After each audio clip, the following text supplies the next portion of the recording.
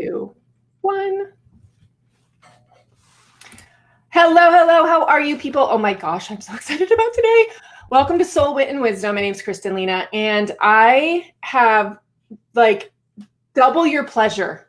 If y'all are old enough and you know that, like, was it like Wrigley's Spearmint, some kind of a gum commercial where they had like twins. I don't have twins on today, but I have wife and husband duo, Alexis Cohen and Brent Bishop. I love these human beings. Like, I have I have some history with Brent. We did a transformational program together. I have a lot of anecdotal respect for Alexis Cohen because she was kind of the mastermind who created so many other relationships that I have in my life right now that have contributed to my life in just amazing ways. And every time I talk to people, they're like, oh my God, Alexis is the best. Now I know her. I love her. I love them together. But let me introduce you to them formally.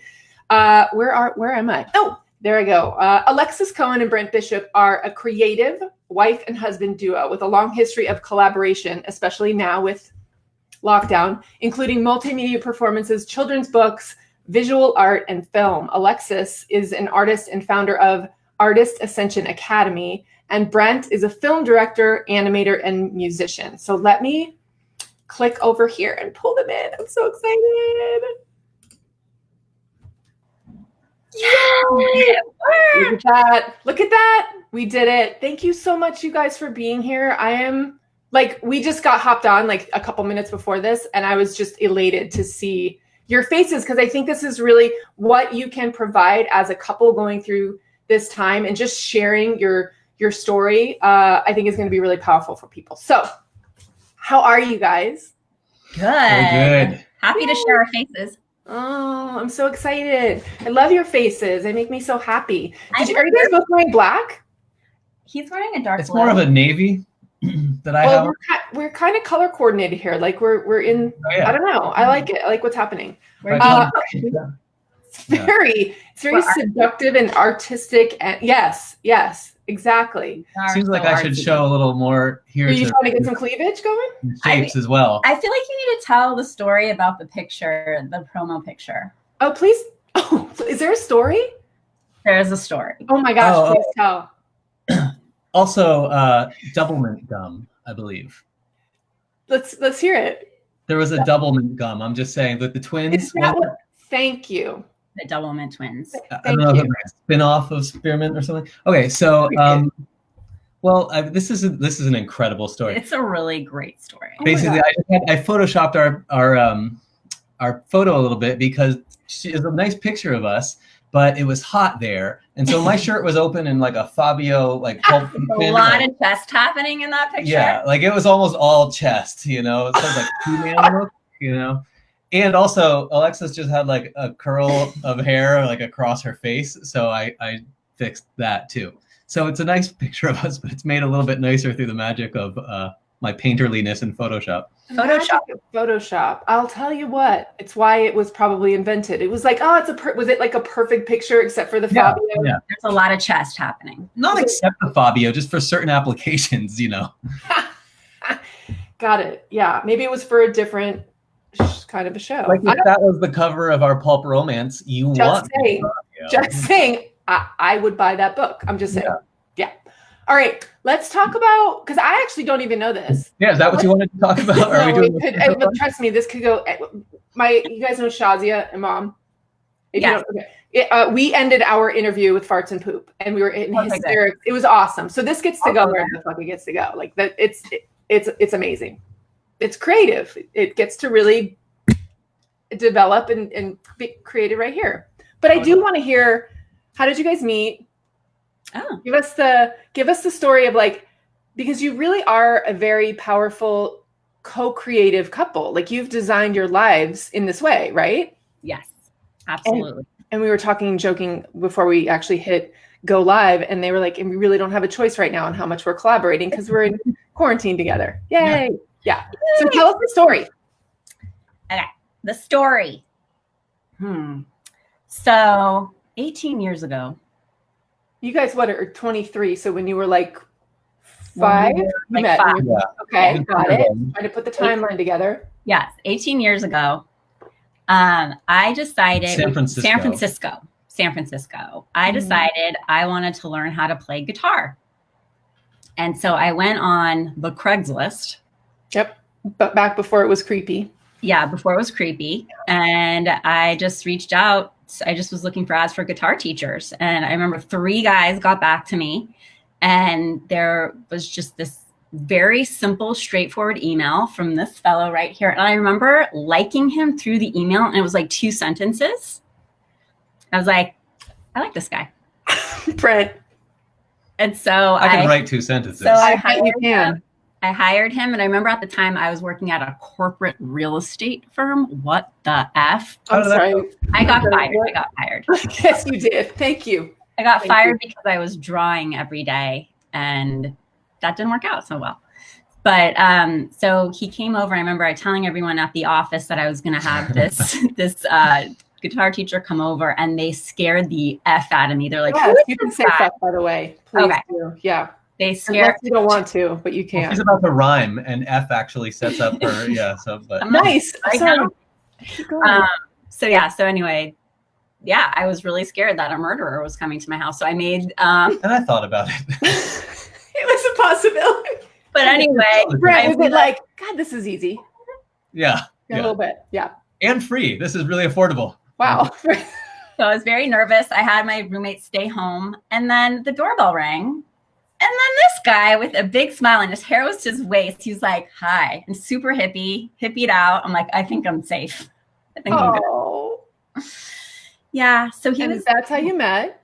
That's how we met. I guess my POV part on that, which is I think kind of cute and funny. Point of view, by the way. Oh, got it. Yeah. That's industry talk. I picked it up right away. Industry talk. Yeah. So at this time I was like traveling to teach guitar, and it was fun. I was, meeting a lot of fun people, but for whatever reason, I was single at the time, and everyone was like a beautiful single young woman that wanted to play guitar. That was like, and again, it was Craigslist. So like whoever answered, right? Yeah. But I remember my first thought when she opened the door and I saw her face, I was like, of course. Okay. So let's see. Wow. But what was what was it? There wasn't just, of course, she's gorgeous, but like, obviously something else occurred. Yeah. Well, we were together for like an hour or an hour and a half right then too. Cause like guitar lessons, they're kind of intimate in a way. It's super intimate. I was totally nervous. Yeah. Was he like doing the whole around you strumming? It was like a ghost with a clang. Totally. But there was a ghost. That's true. Yeah, this story gets pretty complex. Yeah. I should have booked 2 hours, is what I know. I should have just. I knew. Darn it. We'll have to do a part 2. Listen, this will be great if it actually got so juicy that we were like, oh my God, we gotta finish this another time. That would be fantastic. So you guys met. That was what? Oh my gosh, blah blah blah. I knew. Well, we she took guitar lessons for a little while and sacked me. I wasn't practicing. Yeah. So let me ask you this, Alexis. Did it not become important at that point after you met Brent Bishop to learn guitar? He did make me very nervous, but also what was like our friendship started growing because what was going on. Maybe there's a better phrasing than I made you nervous. No, I thought he was cute. Yeah, I listen, the ladies are going to relate. Yeah, I thought he was super cute. So, and I would get nervous, but he would stay afterwards for a long time because what was happening during that time is I was playing the guitar and I was illustrating a lot. And so it was through playing music that all these like characters were popping out. And so he would hang out and I would just share with him like drawings and stories and so this like friendship grew from that space. And so I liked guitar, but like I liked really what was happening with the visual art. And we just started, I still remember those chords. I was just playing them the other night, but. Oh, that's so sweet, Brent. Do you say yes? Just say yes. Do I remember chords? Mm-hmm. Yeah, I can still play guitar.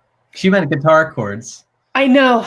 I just didn't know if you still meant, if you Forget it. I remember the songs that I taught. That's where I'm going. You're a little sappy with me, will you? We were playing music just the other day. I mean, it's part of what we're doing while lockdown, getting down. Are you creating music and stuff? So let's just dive into that, because you guys are co-creating some stuff, aren't you?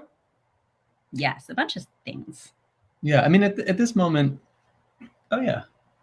I mean, largely we're just co-creating our lives right now. Well, we've done some, so like he's supporting me. So I've been doing this thing called Painted Prayer, and it's like this art journey, and Brent's been playing music for it. So we've been like doing these virtual experiences where I'm leading people through transformational painting process, and he's playing music and guiding us in that way. Wow. So that's been amazing. Yeah. So it's like this pretty improvised thing for both of us. It's sort of like live score, creating a meditative, creative space.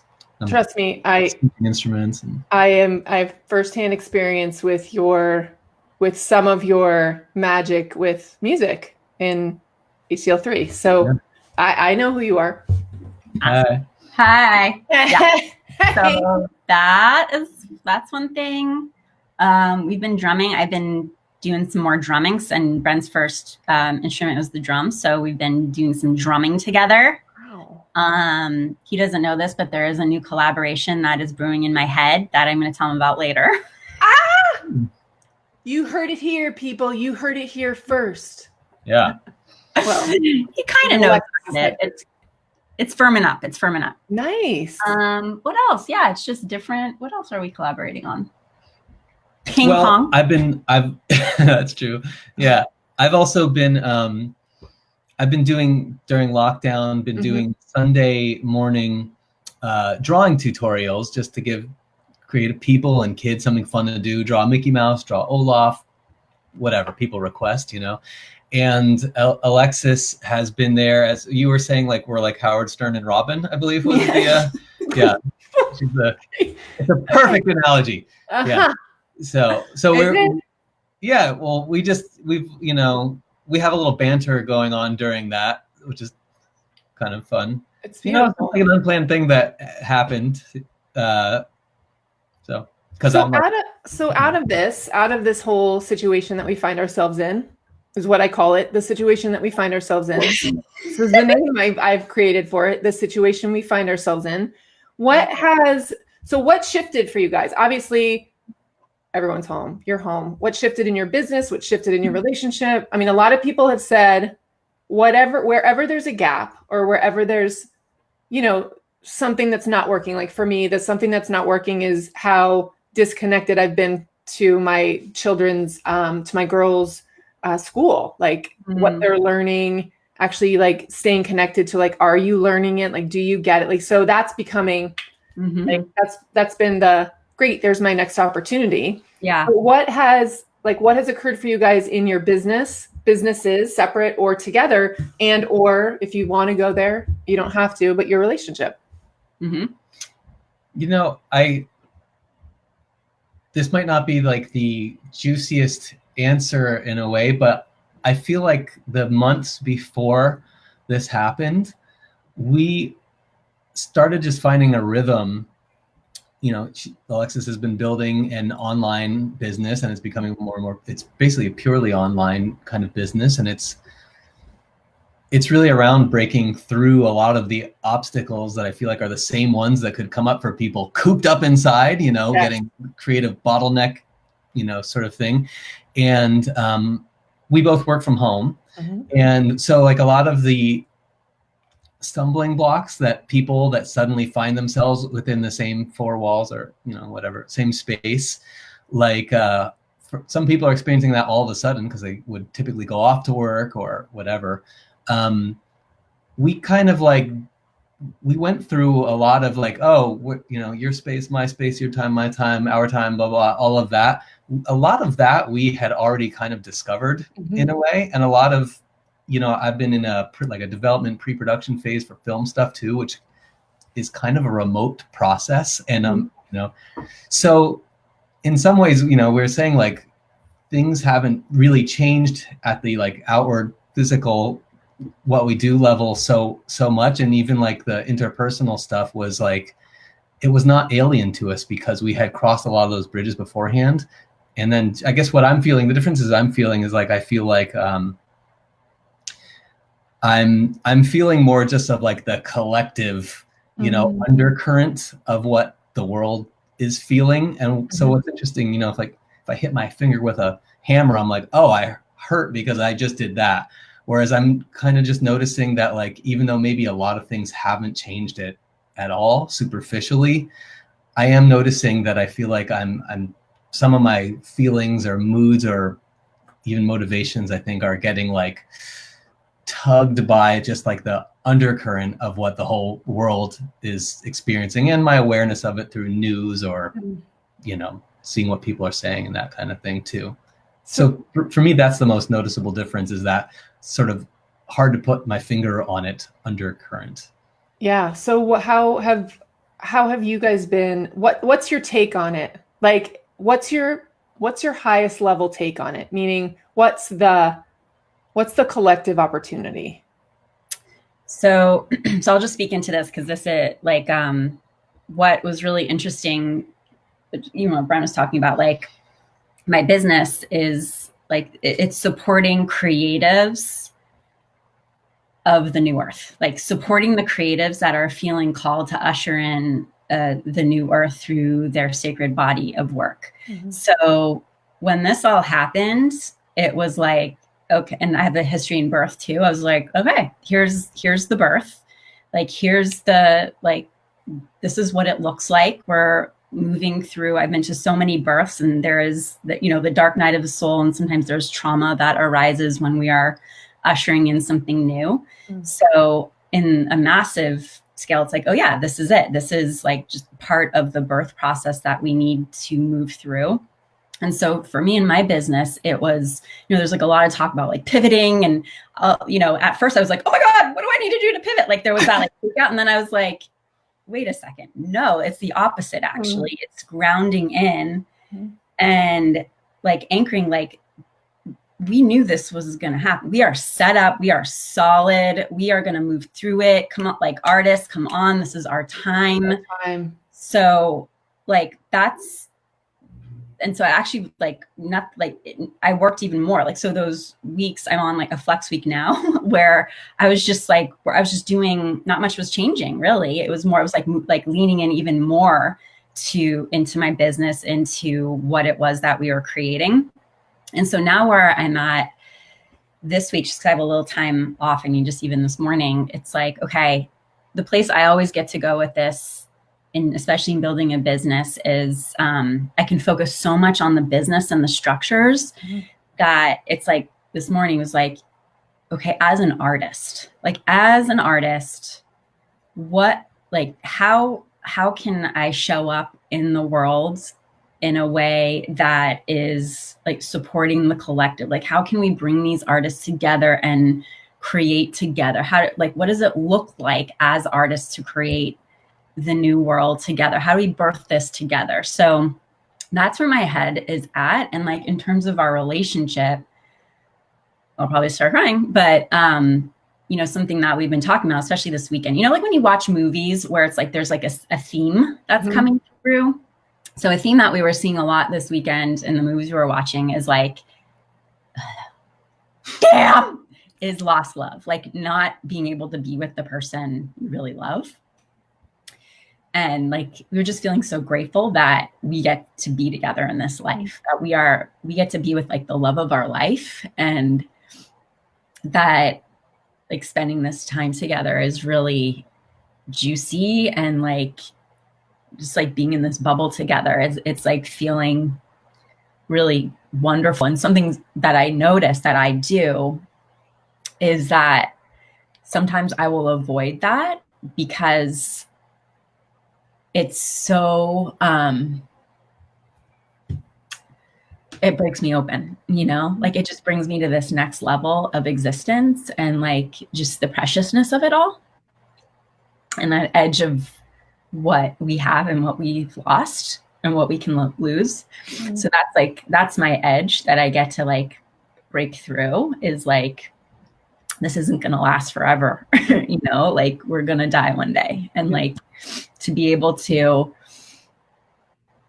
have this time together and create during this time is really, really beautiful. So I feel like that's where we've been more, is like, oh my God, we get to be together. So that's, yeah, I don't know. That's what I would say is up in my face more than anything. And then what comes up around that is worthiness, right? Like we like opening up to like receiving and opening up to that love that like, of course we're worthy to receive and like have this love in our lives, you know? So. Girl. Yeah. If I had a mic that wasn't like $100, I would totally drop it right now. I will find a mic. I'm going to just drop it. I would just use something, you know, like this. Marker drop. It doesn't. That's for authors. Phone drop. Phone smash. But here's what I love about what you just said. I don't know if you've experienced this, because I hear what you're saying is like just seeing the beauty that there is in human connection and love, and how we're so intertwined, whether it's like you and Brent, obviously, like that's kind of up here on the surface, but like I'm intertwined with you. Like I resonate, I relate to that. My heart absolutely like feels everything that you just expressed to me, because I have actually been feeling like, should I be feeling this good right now? Like I have been nearly elated in this entire experience because I get to be with my girls. And I have been up until now that entrepreneur, mom, wife, entrepreneur who has so like been forcing my business and really looking at like, how can I make money at this? How can I make money at this? And it took me out of everything. It took me out of like my truth, like what I'm actually here for. And it took me out of motherhood, you know, it like separated me. And so there's been, for me, it's a homecoming. So that's what I'm hearing you say. Like this is such an amazing gift. This is such an amazing gift because, and I've been doing, you know, deeper work on myself and what am I creating and what's my contribution really? Like what is my life for? I mean, that's been the conversation that I've been having. Like how does my life get to impact the people that are here in this dwelling with me, the people that I love the most, and then out there, like the contribution that I get to make. And so I feel like I've been having this conversation, obviously, with people who can have that kind of conversation, meaning we have that experience where we can look at life as a creation, as possibility, as anything and everything is possible, as creator, as source. But what do you say? So what would you say to those who are not in that camp? Like, I have this vision for awakening the souls that are on the cusp, like they're on the cusp, or like there's a restlessness, or there's a just that gnawing, that lack of fulfillment. Yeah. How and I'm actually asking you because I think this would actually contribute to me. Like, because there is that piece that we get to actually be the change. We get to pull people forward and call them forward. So how's your process with that? And both of you, really. Yeah, okay. I feel you're kind of teeing me up for the thoughts that have been coming up. So originally you had asked what's the opportunity in the whole thing, like the biggest picture, you know, and you responded first to just like to us, and then you kind of said like, oh, and us is also us. Try and make this work for camera, you know. And what I was also thinking, like right away when you asked that question, I was like, well, what I see here is that like subtle things are getting subtler, like that undertow that I was talking about, and the crazy in your face things are crazier and in your face. So the extremes are more extreme. And I was like, well, thinking, what is the opportunity that kind of polarizing has? And, you know, thinking of like, you know, there's the us connection, you know, and then the us connection. And I was just thinking too of like, it's easy for me to think about the people that I love and that I know and that basically agree with the things that I agree with. Yes. It's easy for me to be like, I don't want you to get sick. I want you to thrive in this time. I want to know if you're okay. I want to do what I can to help make sure that you are okay. It's easy for me to say, hospital workers, healthcare workers, here's a mask, here's support, here's all of, thoughts and well wishes and all of that. And, but like, what is my reaction? I'll get to the opportunity part. It's the opportunity is to look at this, like, what is my reaction to the people that are pissing me off so much right now by acting like nothing is going on, like nobody's getting sick, like nobody's dying, that are, protesting the ability to care for people, that are helping people, or, like politicians that I think are being really damaging to the process and the collective health. If there's like a single moment where I'm not putting them in the same camp as like the most beloved.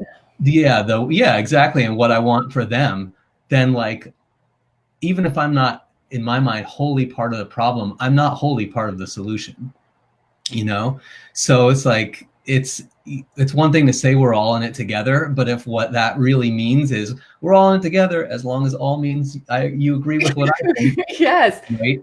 That's that's super divisive in the end. So I don't have like total like solutions involved in my mind besides compassion, but one of the opportunities I get to think about is like, how does everybody get to be invited to whatever the opportunity is, even if it seems like we differ on everything, like if we're working towards a oneness, how does that really get to be a oneness, even in the face of differing opinions and really like red hot differing opinions, and I can get red hot when I see things going on too, but it's like at the end of the day, like I don't want those people getting sick either, whatever the reason is too. So I think there's like an opportunity there for that, I guess, collective consciousness around it and the compassion that does include everybody. And what's interesting is when the subtleties are getting more subtle, like there's an opportunity to be more perceptive to like, I was counting you out because, I think I'm right and you're wrong about this. And then the extremes are more like, oh, you're going to like stand in front of a hospital worker getting to their job. Like, no, I love you, whatever that is. Oh, Christian, fuckers, damn it. It's hard. Well, yeah, whatever it may be, but like, if for me, like the end goal really is this like oneness, if for all of it is, the opportunity is to look for what that really looks like, because differences in opinion are part of what makes the world too, and makes people. And whether it's, it can't, I'm going on and on, but like, I know the solution can't all be just swinging people around to how I think things are right. And then there's like a bit of soul, wit, and wisdom that we all do have, and we do get to like turn people onto parts of the answer that we may have. Yeah. So I think that's part of the opportunity at that grand level too, is to like make that worldwide team, and maybe that includes the animals and the people that we're also excited that are thriving by having less traffic on all of that too. Yeah. Yes, please. I think this with what you're saying, like just thinking of spiritual communities too, of like, I need to love them. Like, I like that. So like when you're sharing like about people that you're getting triggered by, like what was coming to mind is like, no, like I need to get really pissed off, like to really like go in there and like, have that inquiry, like, where's that coming from? And for me, and what I've noticed with clients and people, it's like that feeling of powerlessness. I see this in birth a lot too. Like it's like when we feel powerless. Yeah. So like following that to the root and like, what is like real authentic power? What does that mean to you? But I know first I have to feel it all the way, the truth of however I'm feeling all the way. I need to have like a bit of a tantrum first, because that's the truth of how I'm feeling. And then it opens me up to like, okay, I feel totally powerless. Like where is my power in this? Yep. No, I gotcha. I'm here. Can you hear me? Yes. Our neighbors. That was your dog? Neighbor's dog? It's all good. I got mine right here. Yeah. And that, I mean, I guess, so you said, I don't know if you said personal power, but I heard personal power. I heard that. And, you know, we all share some of the same ways that, like, the same sorts of education that for me, has given me immense personal power. A lot of it comes down to just Brent, when you said earlier, POV, you know, it's like point of view. I don't have the answer either. And this is like one of the underlying questions that I want to pose, not necessarily answer, but pose with this show is just the asking. Like, even if the answers aren't there, it's just the asking. Like, you know, my husband is analytical, very like, this hasn't been easy for him. He's been on this, I've been on this, like, thank you, God, for this opportunity. Like, thank you, God, right now, because I feel like you've given me what I've been asking for, which is just an opportunity to pause, an opportunity to really reflect and really look. Like, I've looked at everything in my life, pretty much everything in my life, and said, what do I just absolutely love doing? This is one of them. To be perfectly honest, this is one of them. So I don't know how this is going to pan out and what's going to come of it, but this is one of them. Actually having dialogue with people. Yeah. The other things that I'm looking at in my business, I'm like, I don't like doing that or that or that or that, but I fucking love this. So if my opportunity is, if I'm not a hell fuck yes, like, it's a no. And for me, that's been an amazing opportunity. So I'm looking at all of this like, oh my gosh, it's so great. And I'm married to someone who not so much. Now, my husband is also exceptionally intuitive. But he's also from my perspective, he's the breadwinner. I have a great opportunity to just kind of take some time, and he has the kind of the role that we see, which is like keeping the lights on and paying the bills, and you know what I'm saying, like making the money. And so I would love to hear, because what I'm guessing about you guys is you are more aligned than you're not. That's what I'm guessing. Collaboration. I know you guys operate in the same sort of circles. You do work that is very artistic and creative, and so you're both in that. I'm not married to someone like that. Now, let's say that there's someone out there listening. Let's say I'm asking for a friend. Let's just say I'm asking for a friend. Can we get a case name? George. George? George and Martha. George, okay. George and Martha. So Martha's very George. I didn't even think it's a coincidence, but hey, these are names. You know what? We're starting the damn new earth. We might as well go back. You know, Actually, I'll just mention, in my family, we have like Thomas Jefferson Bishop and like Philadelphia Bishop. Yeah, my family actually has this tradition of like founding father names. So I'm right at home. Right. Please continue. Let's do this. Let's just say Martha's very open and receptive and intuitive, and I don't mean that like good, bad, like she's just like, oh my gosh, this is so great.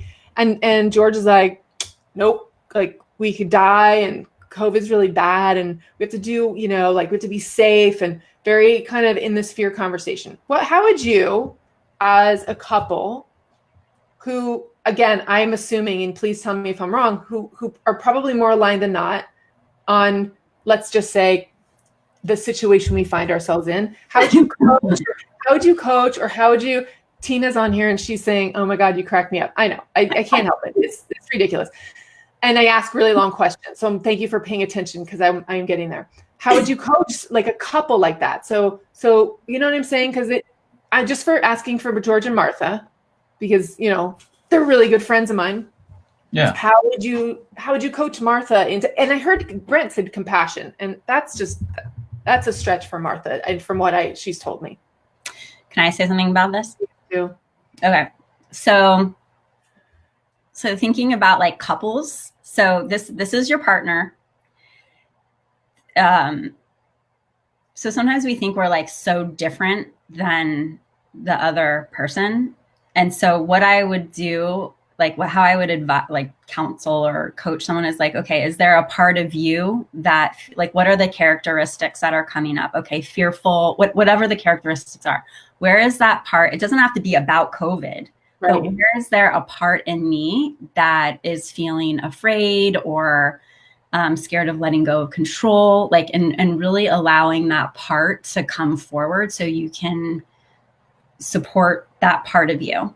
And what I've seen with clients and with myself, when I allow like space to do that, I get less triggered by the person outside. So it's like just looking at what the trigger is, because it's like going to the root of where the trigger is. Because if you weren't, or Martha wasn't. Oh my gosh, Alexis, I'm so offended. Keep going. So if Martha didn't have a place within her that this is triggering, she wouldn't have any like reaction. She, so that's what I would say is like there's an opportunity for Martha to look a little bit deeper at what's being triggered in her. And if there's a part of her that is, this is mirroring, or maybe is it somewhere earlier in her life? Is this reminding her of someone in her early life? But going to like the root of the trigger, because there's an opportunity for healing. Okay, so I'll let Martha know. Do you have anything for George? Brent? George. Well, I mean, I don't know that like she has to consult Martha, but I would say it's very, very sexist of me to say that. Very. I would just like say that in my experience with Martha. Are you also? Oh no. Artha. Artha. I like anytime things have come up for me, like the part that, and if I'm part of, us getting out of it, it's because like, it just comes down to like listening and me starting from a place of like, just listen, just in case you're not exclusively right about all of this, because I feel like, that I from what I see on TV and have experienced here, like all, relationship miscommunications or whatever just comes from like not listening and knowing that you're right and that they're wrong. And like, I mean, I'm here with like a smart, caring, creative, intelligent, loving. I can go on, but so I mean, she's got answers. She's got great ideas. She, like all of that, we wouldn't be together. I wouldn't be here, if not, and vice versa. So like, maybe I'm not seeing what she's trying to say is for me a good starting point. It's like in terms of like, a mantra to keep coming back to, because I can have that like magnetic pull back to like, but I'm right and it's just about me making you see. Oh yeah, we can go there. And that's when nothing happens. And so like maybe Martha is being cavalier about washing hands or something. You would know what Martha's doing, maybe not. Maybe there is something, if you take the fear out of the I don't know, good protocol maybe that George has got, maybe there's something valuable there. Maybe there's a best of both approaches. And it's about taking that, because like, unless one person's like, I want to be making decisions from fear, and I want that to be the governing principle of my life. I mean, I would guess that neither George nor Marcia feel that way. What did I say? Marcia.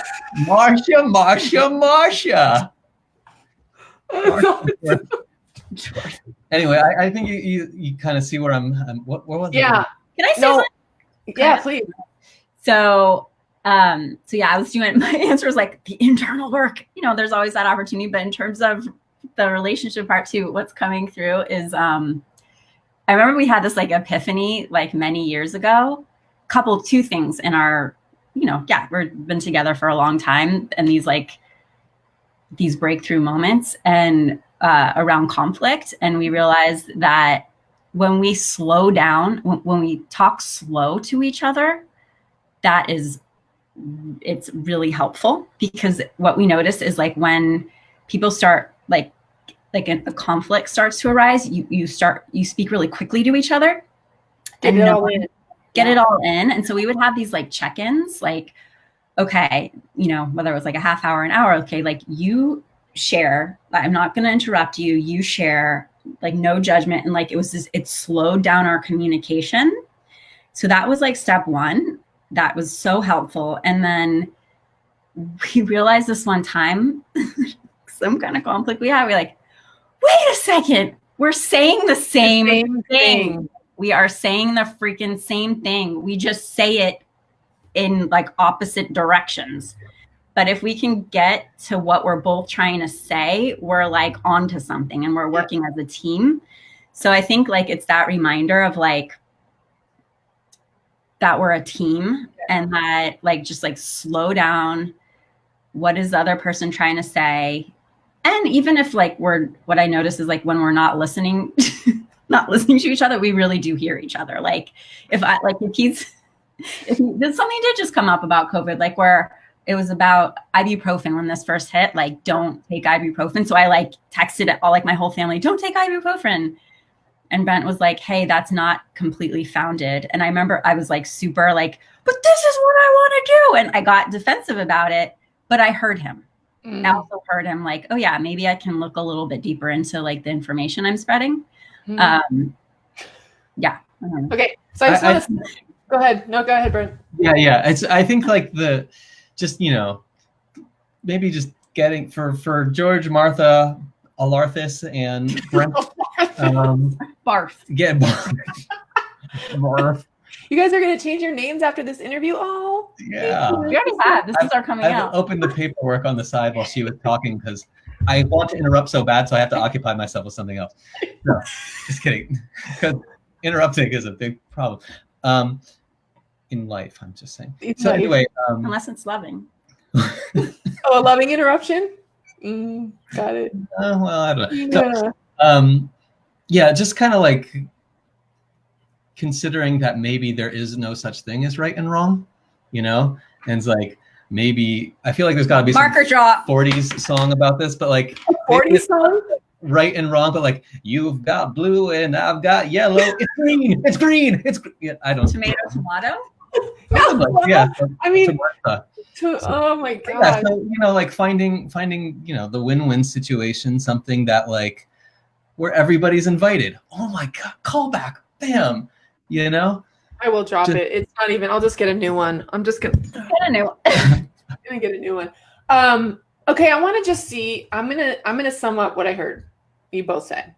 Okay. I don't even know at this point. Yeah, no, this is the like core of what I hear you saying. Basically, that Martha's right and George is wrong. Like that's what I heard you say. Like in every situation. Okay, so I'm just gonna let her. I'm gonna let her know though. I will call her late. I'll text her and let her know that whatever she's right, he's wrong. Okay, great. So moving on. And tell her style is fabulous. What? I will tell her. Thank you. I will tell her. Got something in her teeth. Don't know, because I seriously was like, did I? No, you look great. Martha looks great. Martha looks great. Okay, question. I have two more. Lightning round. Yes, lightning round. Ooh, good. Lightning round. Good. What's the meaning of life? Go. I almost thought it was like Frozen. Oh, that would be a good play. That would be great. Mommy, I feel like it's a song. There's a song there. Dun, dun, dun, dun, dun, dun. The meaning of life is to love. That's a fine way to stall, too. Sometimes you need a little bit more time. Yeah. I ask everyone. This is the question I ask everyone. No pressure. I mean, that's a fine answer. I say it. I'll also just contribute this thing that is like constant waves crashing against my mind. Is that like it's like this? Oh, okay. I'm grateful. Yeah. This is a lot of like, seriously. I mean, like when the quarantine's up, can I just come like just no weird? Yeah. Okay. Yeah. Okay. Like I find that there's just this constant relationship with the unknown, right? Like, and it can be really challenging. Like, what happens after we die? I don't think we actually know, you know, like I maybe people or religions have part of the answer. I really don't think they have all of the answer. And so you know, what's going to happen tomorrow? How's this interview gonna? That was lightning on his head. For some reason, yeah. That's why I keep her around. So, yeah. So, like, you know, how's this interview gonna go?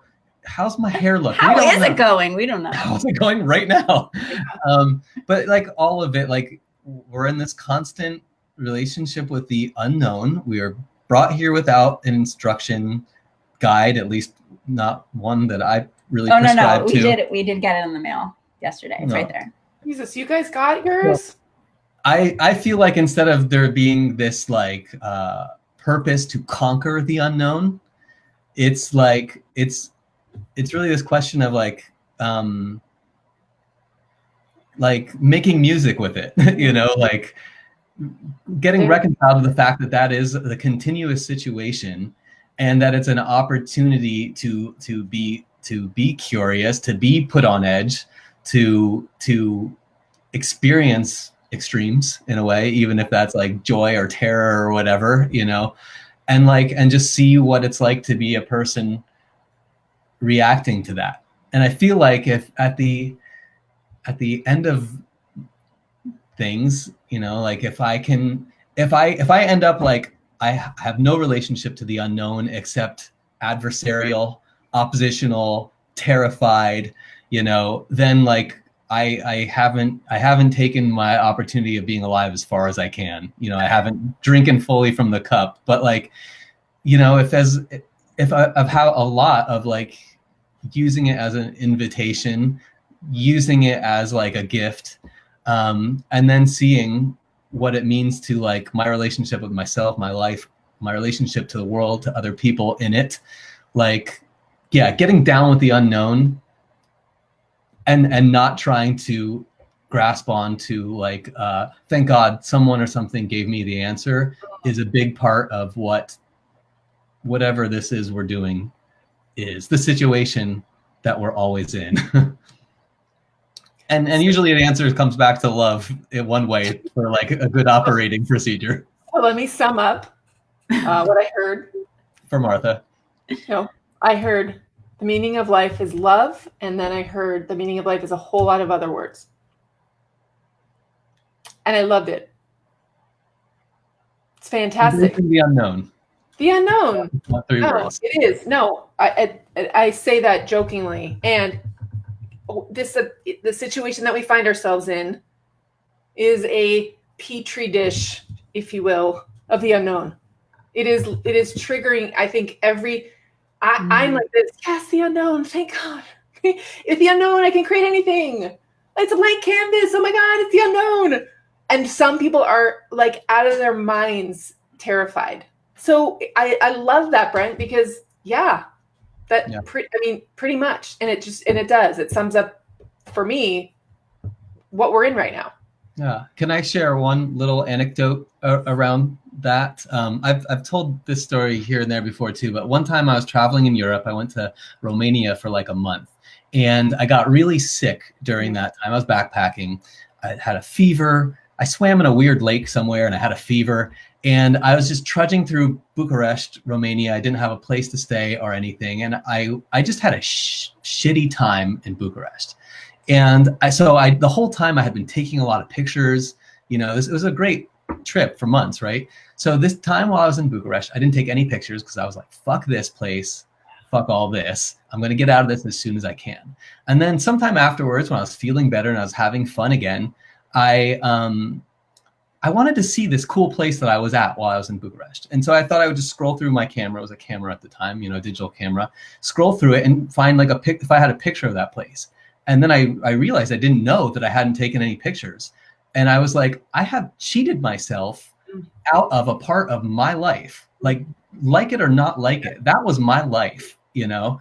And I have treated it as a loss and written it off and disowned it. And what do I have for it? You know? So like now I have this story. That's about it.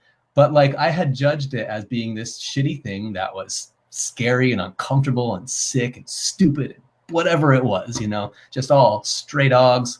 And there was a lot of stray dogs. But makes me want to go there. I mean, it's fascinating. And like I said, like I had thought the parts of my life that were scary or uncomfortable, those I get to throw away forever. You know, they're not me. They're not part of the cool stuff or whatever. And I don't know. I guess I also just think like maybe, you know, what comes next, we don't even get to experience ups and downs. Maybe eternity doesn't involve change or something like that. So yeah, like all of it is a gift. My time being sick and uncomfortable and hallucinating with fever and walking around packs of terrifying feral dogs was still like a gift and part of my life, you know, and I hadn't really appreciated that the way I could have at that time. So yeah. So again, meaning of life is love. Meaning of life is getting really comfortable with the unknown, like accepting it. Just what I'm hearing is accepting what is good, bad, you know, good, bad, ugly, feral. Yeah, feral, stray dogs, rabid. Oof. Okay. Yes. Just be a yes. Okay. It's there. So it's a present moment. Love it. Okay. What is your free gift that you wanted to chat? Let's just tell the people about your free gift. we have so much more to say. Oh, you do? Oh my gosh. We have to do a 2.0. Yeah. 2.0. Because I just talked a lot twice. Say something. Like, give them a pearl. Okay. Well, one thing. This is one thing. Like the unknown. What I was hearing everyone say is also like facing the known, like what you're talking about. I'm having the same experience. I had that this morning where I was like, I fucking hate that. I do not like doing this thing that I've been doing. Why am I spending so much time doing this? It's like time is precious, you know? So it's like, we get time here. There's time, you know, time, connection. So I think it's also face to face with what is known that we've been in denial around. So I don't know necessarily that's the meaning of life, but that's something that I'm hearing too, is that there's a lot known. Oh, it's great because, you know, here's Brent, you know, talking about the gifts in the unknown, and there are gifts in the known. We can always question that. But my experience of this time is like, okay, I got to pause. I'm not in some sort of a build, and Alexis, you know, like in some sort of a build or a summit or a show, or not driving towards any, literally, boom, like, yeah, you know, done. And that's an opportunity to look at the known. And do I want to continue with this? Like, do I want to continue with this, with this as well? It's brilliant. Well, it's trust. It's like, you're also willing, I was thinking about that this morning too. You're willing to, like, in the creation process, there's the destruction too. And it's not a bad, scary thing. It's like creation does that. It like recycles, it transforms, it, you know, it does some really interesting things. And it's interesting. I am in the middle of those things. So it's been this, like, I am creating a summit and a new program. So it's been really interesting to like have this structure supporting, and then like the content and energy, and it's informing me in a different way. It's interesting. Yeah. Brilliant. I love you guys. Would you like to hear about the gift now? Well, I mean, if Martha wants to hear about it. Okay. So, thanks for, you know, putting up with that little derailment there. I knew there was something good coming, you know?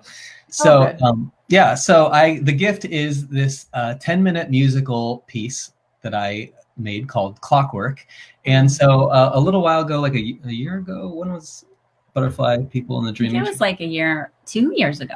Ew. Okay, so Alexis was the lead artist and the main artist on this multimedia performance piece. And one of the things that I contributed to is I made the music for it. And so I was trying to create this kind of music that was both futuristic from like a, you know, far advanced kind of like consciousness, but also like touched on human ancientness too. So like lots of different instruments from around the world, sounds you couldn't recognize, both sounded ancient and futuristic at the same time, sort of unplaceable, but also uplifting. So afterwards, I made this piece of music, which is like a 10-minute, really, it's like I think of it as something for a background for creativity. It's like an active meditation kind of thing. So it sounds like music, but you can put it on like if you're writing or you're creating or you're painting the house or you're cooking or whatever. It's not like a drone. It's got music to it, but it's also got a rolling, hypnotic, unintrusive quality that you could meditate to in a more of like an energetic, enervated way. So yeah, it has like, piano and guitar and things that you would hear in it, Mediterranean instruments you maybe haven't heard before, things from the kitchen that I've turned into musical instruments and stuff like that. And it just kind of like creates this like rolling, fertile, creative, energetic, meditative state. And it's like exactly 10 minutes. And at the 9th minute, there's like a little like classical kind of piano riff that subtly comes in case you want to do like a 10-minute journey, and around 9 minutes start coming out of it. Or you can also just have it on loop. I've done that, written for 2 hours with it just looping, and I've heard of other people enjoying doing that too. Gosh, so it's a piece of music. That is so luxurious and like generous, and thank you so much. That's amazing. Thank you both for being here. And by the way, I actually looked at your quote. I asked my speakers, what's your favorite quote? And that quote by Rumi it sits with me in a way that like I get it now. Like for me, that is the avenue to the truth, the things that we are called into. So this whole process. So thank you for participating with me, because this whole entire creation just came out of giving. Like it just came out of, I get to just pour out. And it's not all going to come from me, because I got, there's a max, there's a limit. And I get to just like play with all these amazing people. I am so honored and so grateful that both of you came here, shared your wisdom, shared your wit, shared your soul with me and with everyone watching. And I so appreciate you guys. If there's anything you want to say in parting, now's your shot. Oh my gosh, there's so much pressure. Terrible. No, this has been awesome. I've genuinely been super excited for this interaction. Like all weekend, I'm like, oh yeah, we get to do this on Monday. You're such a joy. You're such a light in the world. I was telling Brent, like, it's like love at first sight. When I was like, I like you, like right away. So I just love the work that you're doing and everything that you bring, and the joy and the dance and the movement. And yeah, your people are in good hands with you. Yeah. Thank you so much. I'll share one little lockdown tip I've discovered. A lockdown tip? Yeah. And so I work in comedy, and I had this practice before this of going out to comedy clubs all the time, to see live stand-up, which is really fun because you're just laughing and hearing all these great new thoughts. Obviously, those places are closed right now, but what's happening is that a lot of these clubs, or the comedians who would host these things, are doing online stand-up comedy shows live that you can join in and check out. And you can a lot of them are free, or you can share a contribution, and it may go to the comedians who are basically out of work right now. And it may also go to like Feeding America and other nonprofit organizations. And so here's the lockdown tip that was fun. Even though it was like this, where I was watching a screen and I don't even think they were seeing me, I could feel the audience, And so it gave me this feeling, even though it's like a virtual feeling, it gave me this feeling of being with people and in a club. And in a way that it was different than some of the Zoom experiences and stuff that I've had too. And it just brought up that like, we're all laughing at this thing right now in this moment. I don't know, there's something really cool about it. It supports artists and small businesses, and it gives opportunities to support bigger causes. And it's fun. And it makes, it made me feel like I was with people again for a moment. Is this a place that like, there's one place to go? Or are you just following your comedians and they're going live wherever they're going? You know what I mean? Yeah. Well, I mean, we're in LA, so I guess some of the things I know are that. But I guess I'll say, Kirsten Shaw, who was in Flight of the Conchords, her last name is Schaal. She and Kurt Brunneller run this thing called Hot Tub. So if you put in like Hot Tub comedy, that's one I like. They do it every Monday. So that, every Monday in West Coast time, you can check out the Hot Tub Comedy Show. And there's always new talent. So that's one, you know, and a little bit of digging would lead to others. There are others, but that one's really accessible, really fun, and happens every Monday. And tip number 2 is you don't need to be wearing pants. We're not wearing pants right now. I love you guys so much. Yeah, okay. We're wearing your killer quilts. You know what? I'm actually usually not wearing pants, but this is actually a whole jumpsuit. Oh, jumpsuits. Yeah, girl. I think I know that jumpsuit. Probably do. I have been in this jumpsuit a couple times. Yeah. Probably around you. I have. Yeah. It's a staple in my wardrobe. It really is. And I have pants today. Unlike most days, I have pants. I'm just going to plug you 1 second because I'm going to just say this. We're going over, and I don't give a shit. I got this, and I interviewed Himalaya way at the beginning because she was part of the collective. So I interviewed all the peeps on the collective. I use this. This helped me create my program, Permission to Shine. So really? I actually I pulled a card for each month. I felt into the women. This is brand new for me. This is not a way that I've ever created my work. And thank you, because it's awesome. It's really it's beautiful what you do, both of you. Yeah. I love you guys. Yeah. Thank you. He designed that whole thing. Like graphic design. I did the illustration and paintings. How about we just say just Alexis, just this one time. I'm kidding, Brent. Brent, I love you. Hey. Hey. What do you want to talk about? I love you. Seriously, I get to keep going. All right, guys, we'll wrap this one up. Maybe we'll have to come back in. Well, we'll just have you. We're here. We're not going anywhere. I get it. I know. And that's why it's so perfect. Thank you guys so much. I'm going to hit stop record. For those of you, oh gosh, I tell you, for those of you who want to get Brent's piece of music, his 10-minute music compilation, go to soulwitandwisdom.com. That is how you get access to all the gifts. The interviews are here for you to watch whenever you want to watch them. But to get the gift, it's soulwitandwisdom.com. Thanks, guys. That same page that you get the music, you can also check out a bunch of my films and stuff too. Yay! Oh my gosh. See, there's just so much. There's so much. All right, guys. See you later. Bye.